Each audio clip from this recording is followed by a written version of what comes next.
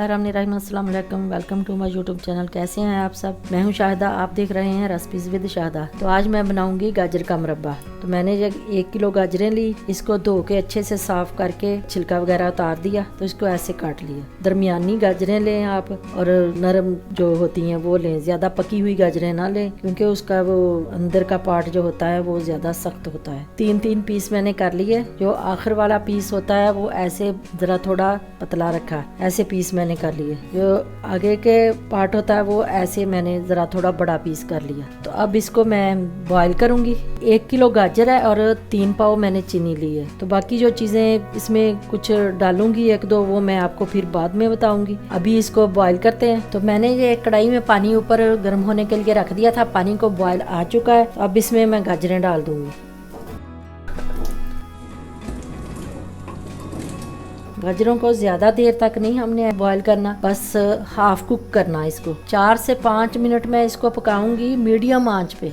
5 minute होगा गाजरें हमारी पकते हुए। अब ऐसे चेक करेंगे हम। ये देखें, इतना फोक इसके अंदर जा रहा, इतनी ही बस ये गली होनी चाहिए, हाफ कुक होनी चाहिए, क्योंकि अभी इसने और पकना है फिर चाश में।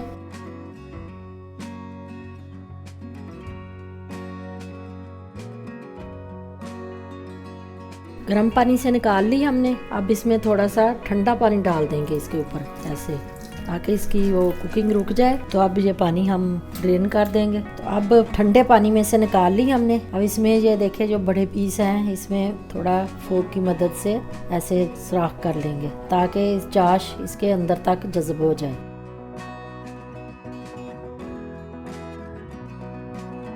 तो अब कढ़ाई लेंगे और गाजरें इसमें डाल दूंगी, और चीनी,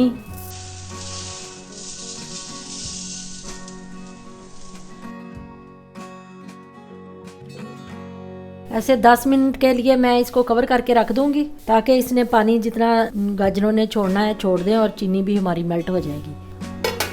तो 10 मिनट की बजाय 20 मिनट हो गए इसको कवर करके रखे हुए। तो इसने देखे इतना पानी छोड़ दिया, चीनी सारी हमारी मेल्ट हो गई। कुछ मसरूफियत की वजह से मैं 10 मिनट के बाद नहीं दिखा सकी।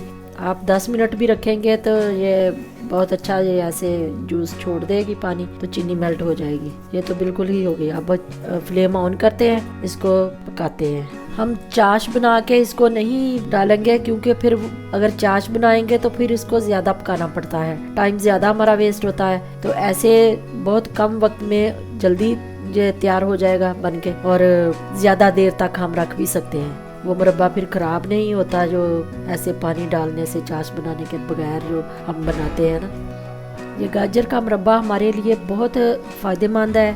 बहुत ज़्यादा इसमें ताकत होती है गाजर में।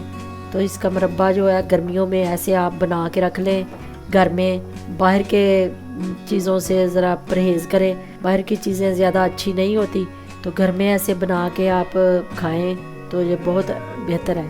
तो पकना शुरू हो गई है। अब हम इसको कवर करके 5 से 6 मिनट तक पकाएंगे, फिर उसके बाद चेक करेंगे। मीडियम फ्लेम पे हम पकाएंगे। 5 मिनट हो गए इसको पकते हुए मीडियम फ्लेम पे। अब चेक करते हैं।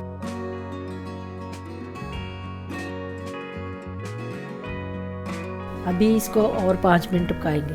अभी चाश इसकी गाढ़ी नहीं हुई थोड़ी। जब एक तार की चाशनी बननी शुरू हो जाएगी तो फिर मैं आपको बताऊंगी फिर क्या करना है। इसको चेक कर लेंगे ये कितनी गल चुकी हैं। देखें,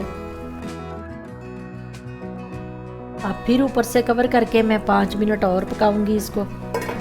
5 मिनट हो गए इसको और पकते हुए। पक कर देखे कलर कितना अच्छा इनका आ गया। और हमेशा आप गाजर जो मुरब्बा बनाने के लिए ज़्यादा रेड वाली जो होती हैं जूस से भरी हुई, वो गाजरें लें। उससे कलर बहुत प्यारा आता है फिर मुरब्बे का, और खाने को भी बहुत अच्छी लगती हैं, और दिखने में भी बहुत अच्छा लगता है वो मुरब्बा। फिर इस स्टेज पे मैं इसमें 1 चुटकी टाटरी है ये डालूं।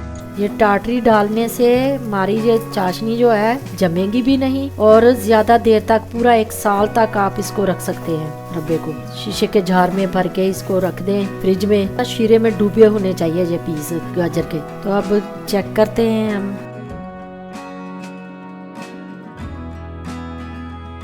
देखिए एक तार अब बन रही है। चूल्हे को बंद करते हैं और इसको थोड़ा ठंडा होने देते हैं। 5 मिनट हो गए इसको, 5-7 मिनट। अब कुछ ठंडा हो गया। अब इस स्टेज पे मैं इसमें 1/4 टीस्पून, चम्मच का चौथा हिस्सा ब्लैक पेपर,